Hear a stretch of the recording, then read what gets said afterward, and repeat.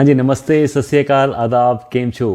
उम्मीद करता हूँ कि आप सब बहुत बढ़िया होंगे और ऑलरेडी अपना वीकेंड प्लान कर चुके होंगे एंजॉय करने के लिए। हाँ जी, फिर से एक वही छोटी सी रिक्वेस्ट, अगर आप इस चैनल पे नए हैं और आप इस वीडियो को फर्स्ट टाइम देख रहे हैं तो प्लीज़ सब्सक्राइब। और अगर आप इस वीडियो को अपने फ्रेंड्स के साथ, फैमिली के साथ, रिलेटिव के साथ शेयर कर सकते हैं तो प्लीज़ शेयर कीजिए। और अगर आपको वीडियो में कुछ भी पसंद आता है या आपके कोई भी सवाल हैं मुझसे या फिर किसी भी शो में जितने भी लड़के थे उनसे रिलेटेड या शो से रिलेटेड, तो आप कमेंट में मुझसे पूछ सकते हैं।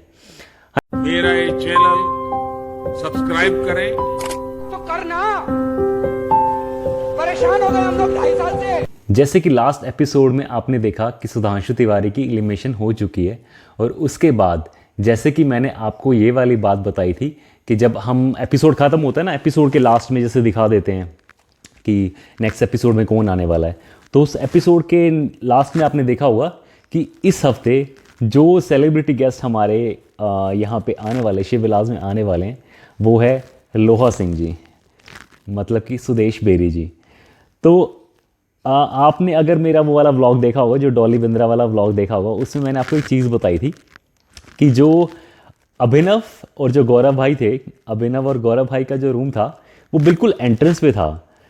तो जब भी कोई सेलिब्रिटी आता था ना, तो सबसे पहले जिसको पता लगता था वो थे अभिनव और गौरव भाई। तो अभी तक तो ये वाला सब चल रहा था कि जो भी वहाँ से एंटर करेगा तो उनको खिड़की से दिख जाता था कि कौन आने वाला है। अब ये वाली बात प्रोडक्शन तक को पता लग चुकी थी, तो प्रोडक्शन को पता लग चुकी थी कि इनको पहले से पता लग जाता है कि सेलिब्रिटी कौन आने वाला है। तो उन्होंने इसकी वजह से तो गौरव और अभिनव को वो वहाँ से, उनके रूम से वहाँ से निकाल देते थे और कहीं और भेज देते थे, ताकि उनको भी ये चीज़ ना पता लग पाए और उनके थ्रू और बाकी जितने लड़के हैं उनको ना पता लग पाए कि कौन सेलिब्रिटी आने वाला है। तो लास्ट व्लॉग में मैंने आपको ये वाली चीज़ बताई थी कि मैं आपको बताऊँगा कि जब कोई सेलिब्रिटी आने वाला होता था ना, उससे पहले हमें एक ब्रीफिंग की जाती थी, एक ब्रीफ कर दिया जाता था कि आज कोई ऐसा गेस्ट आने वाला है। कभी कभी नाम भी बता दिया जाता था जब बिल्कुल एंट्री हो चुकी होती थी, कभी कभी बता भी दिया जाता था कि कोई ऐसा आने वाला है, या कोई फीमेल कोई सेलिब्रिटी आने वाली है, कोई मेल सेलिब्रिटी आने वाली है। तो जब लोहा सिंह जी आने वाले थे ना, अभी इस वाले एपिसोड में जो लोहा सिंह जी वाला एपिसोड था, इसमें आप सभी को देखोगे, सभी को, जितने भी लड़के थे, मैं अपनी वाली भी एक्सप्लेनेशन दूंगा, जितने भी लड़के थे ना उन सभी के फेसेस और सभी की जो टोन थी ना, उसमें आप देखोगे अग्रेसिवनेस। तो ऐसा क्यों था? तो जितने भी हम लोग थे, हम सभी को डिवाइड किया हुआ था 3 में या 4 में। एक जो डायरेक्टर होते थे, जो हमारी जो बाइट्स लेते थे, डायरेक्टर कह लो या फिर जो भी वहाँ पे उन्होंने अपॉइंट किया हुआ था एक इंसान को, जो हमसे शो के बाद या शूट के बाद हमारी बाइट्स लेते थे कि उसने ऐसा बोला, उसने ऐसा क्यों बोला। तो जो हमसे पूछते थे, वो जो कैमरा पे आप रिकॉर्डिंग देते हो ना, बीच बीच में बाइट्स आती हैं, तो वो जो हमसे पूछते थे वो हमें ना पहले ब्रीफ कर देते थे। तो जब ये लोहा सिंह जी आने वाले थे ना, तो उन्होंने ऐसे ब्रीफ किया कि कोई आज एक ऐसा इंसान आने वाला है कि जो बहुत अग्रेसिव है, बहुत गुस्से वाला है, और अगर आप उनसे बचना चाहते हो ना, तो आपको भी सेम अग्रेशन, उनके लेवल का अग्रेशन दिखाना पड़ेगा। और आप जितना गुस्से में बात करोगे या आप जितने अग्रेसिव होकर उनसे बात करोगे, उतना ही उन पे अच्छा इंप्रेशन पड़ेगा। तो ये वाली चीज़ हम सभी को वहाँ पे ब्रीफ की गई थी। अब जैसे कि आप एपिसोड देखोगे, एपिसोड के एंट्री में ही जैसे ही लोहा सिंह जी वहाँ से एंटर होते हैं, और एंटर होते ही सबसे पहले, इस बार सबसे पहले नंबर लगता है मेरा। सबसे पहले वो बात करते हैं मुझसे, सवाल पूछते हैं मुझसे, और जो उनका ये वाला सवाल था ना यार, जब उन्होंने जो बात कही थी थोड़ी, चलो ठीक है, ये भी शायद उनको पीछे से ये वाली चीज़ बोलने के लिए बोली गई हो। मैं अपनी यहाँ पे कोई तारीफ नहीं कर रहा हूँ, या मैं ये नहीं कह रहा हूँ कि हाँ मेरी आवाज़ में बहुत दम है या मेरी आवाज़ बहुत अच्छी है। मैंने आज तक अपनी वॉइस को लेके हमेशा पॉजिटिव फीडबैक ही देखा है कि जो मेरी वॉइस है वो थोड़ी हैवी है, थोड़ी अच्छी लगती है कि जब मैं बात करता हूँ। मैंने हमेशा अपनी वॉइस के बारे में पॉजिटिव रिस्पॉन्स ही सुने। इवन कि जब स्टार्टिंग मैंने आपको फर्स्ट व्लॉग में बताया भी था, जब मेरा फर्स्ट इंटरेक्शन हुआ था, जो शो के वहाँ पे जो को डायरेक्टर थे, उन्होंने मुझसे ही पूछा था कि प्रदीप क्या तुमने कोई वॉइस का कोर्स किया हुआ है? तो मुझे आवाज़ को लेके ठीक है यार, एक तो जो टीचर होता है ना, टीचर की आवाज़ पहले ही ऐसी होती है, टीचर की आवाज़ में दम होना चाहिए जब बच्चों को पढ़ाते हैं। तो मैं कॉलेज में इतने साल से पढ़ा रहा था और कॉलेज में पढ़ाता था उस टाइम पे, तो ऑब्वियसली यार थोड़ा वॉइस में ये वाली चीज़ आ जाती है। तो लोहा सिंह जी ने जो मेरे से पहला मेरे को क्वेश्चन किया, या क्वेश्चन वहाँ पे उन्होंने ये जो बात बोली मुझे कि नाम तो तुम्हारा प्रदीप बब्बर है बट आवाज़ में वो दम नहीं है, तो वो मुझे थोड़ी सी ना हैरान कर देने वाली थी यार, कि बाकी कुछ बोलते तो मुझे चलता कि हाँ ऐसा है वैसा है, कुछ भी बोलते, बट आवाज़ वाला मुझे थोड़ा वहाँ पे ना खटपटा सा लगा कि यार ये वाली क्या बात है। बट लेकिन यहाँ पे ना क्या होता है, ये उनको ना आप कभी भी कोई भी शो, मैं इस शो की पर्टिकुलर इस शो की बात नहीं कर रहा हूँ, आप कोई भी शो देखोगे जो वहाँ पे जो एंकर्स होते हैं ना, या वहाँ पे जो भी ऐसी जितने भी ऐसे वाले शोज़ होते हैं या और नॉर्मल सिंगिंग कंपटीशन होते हैं, या जितने भी हमारे जजेस होते हैं या जितने भी एंकर्स होते हैं, उनके ना कान में एक ईयरपीस डाला होता है जिसको कॉन्टीन्यूसली पीछे प्रोडक्शन की तरफ से ना फीडबैक मिल रही होती है कि आप ये बोलो, आपने ऐसा कहा है। इवन कि अगर वो डायलॉग भूल जाते हैं ना, तो वो डायलॉग भी पीछे से आपके उस ईयरपीस के थ्रू आपको बता दी जाते हैं, आप भूल गए हो या कोई बात है। तो डेफिनेटली जो उनके कान में जो ईयरपीस लगा हुआ था ना, ये वाली फीड उनको पीछे से मिल रही होगी कि ऐसा बोला जाए कि जो सामने वाला उसका रिएक्शन देखने के लिए। तो ठीक है यार, इसमें मुझे इतनी भी कोई प्रॉब्लम नहीं है, बट लेकिन थोड़ा सा मुझे अटपटा लगा। उसके बाद जो सा ये नेक्स्ट जो सी बात आई, उन्होंने ये यहाँ पे क्वेश्चन किया कि आपको सबसे ज़्यादा बॉलीवुड में कौन हीरो पसंद है।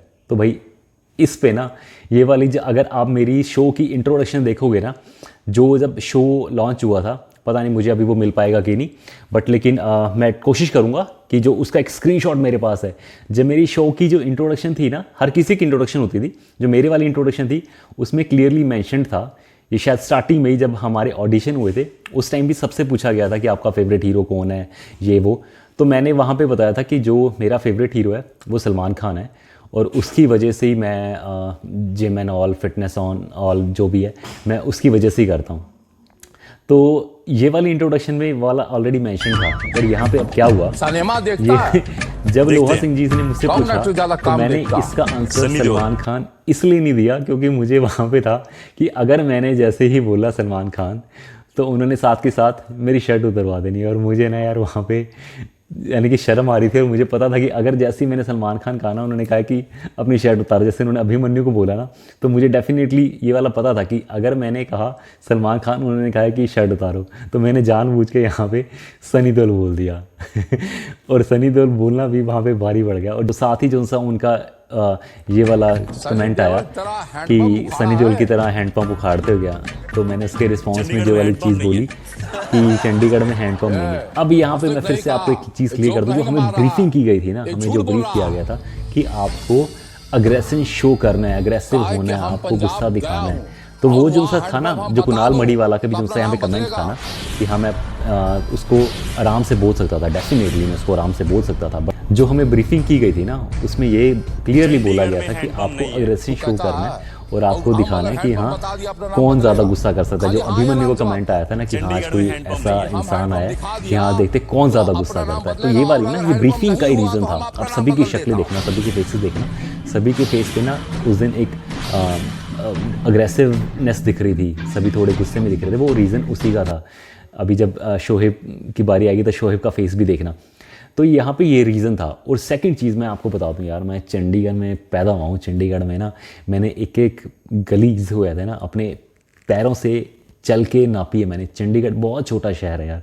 और दूसरा मैं आपको जैसे पता है कि मैं रनिंग करता था, मैं मैराथन की है मैंने, एक एक गली में मैं भागा हूँ। और चंडीगढ़ के कह लो कि हाँ 60% चंडीगढ़ जो सा 60% चंडीगढ़ मेरे सामने बना है। और चंडीगढ़ में कहीं हैंडपम्प नहीं है यार।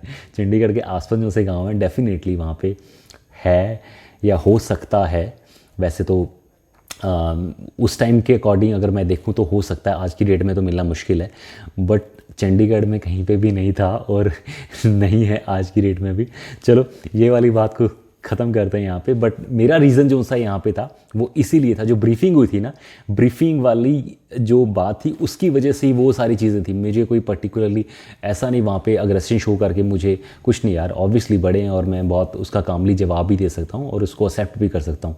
बट जो ब्रीफिंग थी उसकी वजह से ये वाली जो चीज़ थी, ये वाला जो रीज़न था, ये उसकी वजह से था, अग्रेशन शो करने का जो हमें कहा गया था वही रीज़न था यहाँ पे। तो उसके बाद नेक्स्ट जो सी बारी आती है वो आती अभिनव की। जो अभिनव से भी यहाँ पे उन्होंने पूछा कि हाँ तुम्हें ये जो है तुमने ये पंख लगाया हुआ है ये किसने लगाया, तो अभिनव ने भी जो उनसी वहाँ पे बातें कही, उनसे क्वेश्चन पूछा गया, अभिनव से जो क्वेश्चन पूछा कि तुम क्या कर सकते हो, मर्दानगी दिखाने के लिए क्या कर सकते हो, तो ठीक है पुशअप्स उसने लगाए।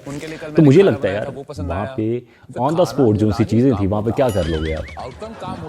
जैसे इसके बाद जो रोहित मित्तल का जो कमेंट आया था कि हाँ वो और भी कुछ कर सकता था, मुझे नहीं लगता यार ऑन द स्पॉट वहाँ पे हमारे पास कुछ ऐसी चीज़ थी कि जिससे हम ऐसा कुछ शो कर सकते थे। ठीक है, अभिनव को ये वाली अपॉर्चुनिटी मिली पुशअप्स लगाने की और दिखाने की। हम जितने भी थे 3-4 लड़के, हम अच्छी जिम करते थे, हम अच्छा वर्कआउट करते थे, तो ठीक है यार आप कर सकते हो तो क्यों नहीं। और आपका बेस्ट क्या दिखा सकते हो, तो अभिनव का आई थिंक उसको वो चीज़ बेस्ट लगी, उसने वो दिखाई।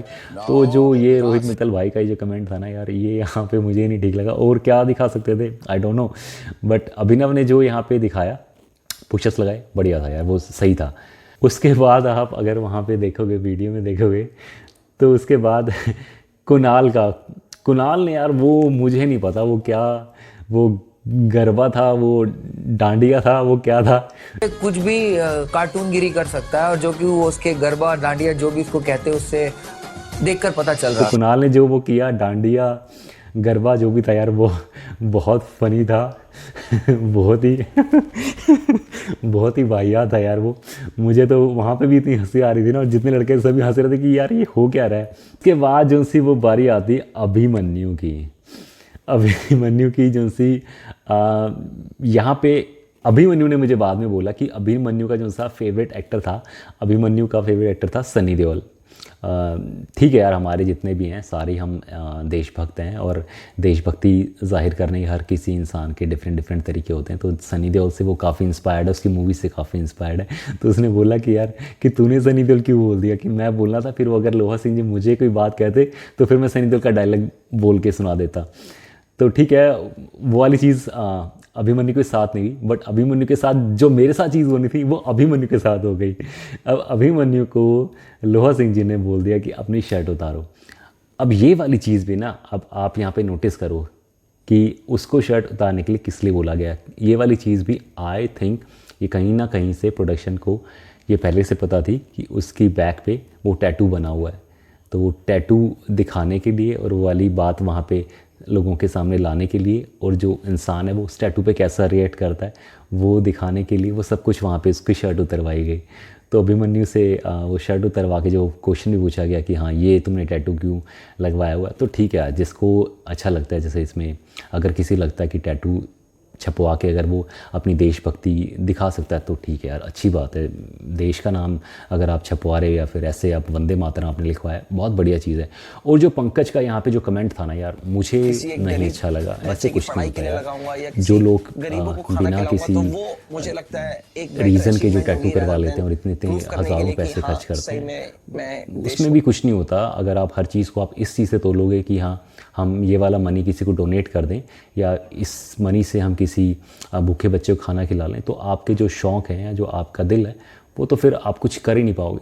ठीक है, मैं इस चीज़ में सोनी के साथ एग्री नहीं करता यार। ये जो पंकज सोनी ने जो कमेंट किया ना, मुझे ये वाला जस्टिफाइड नहीं लगा इस चीज़ के लिए। ठीक है, टैटू किसी की मर्ज़ी, अगर वो कुछ भी करवा रहा है, अगर वो देश के लिए करवा रहा है तो ठीक है, वो उसकी मर्ज़ी है, इसमें हम कुछ नहीं कर सकते यार। हर किसी का अपना दिल है देशभक्ति दिखाने का या फिर अपना प्यार जाहिर करने का देश के लिए, तो इसमें कुछ गलत नहीं है यार। उसके बाद बारी आती है हमारे टी सुरेश जी की।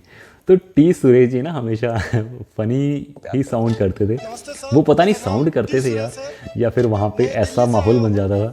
तो जो टी सुरेश जी ने अपना नाम बताया और लोहा सिंह जी ने उनसे बार बार पूछा कि भाई ये जो तुम्हारा है टी का मतलब क्या है। तो एक तो ये थोड़ी सी आई थिंक ये जान के फ़नी सिचुएशन भी क्रिएट कर दी जाती है सुरेश जी के टाइम पे। तो वो बार बार बता रहे थे लोहा सिंह जी को कि हाँ उसका टी का मतलब क्या है, तमुला तमुला तमुला बट वो वाली बात सुरेश बेरी जी को समझ ही नहीं आ रही थी टी सुरेश जी की बात। तो बहुत फ़नी सिचुएशन वहाँ पे क्रिएट हो गई थी और बड़ा फ़नी सा वहाँ पे माहौल बन गया था। एक और चीज़ यार मैं आपको ना यहाँ पे बतानी भूल गया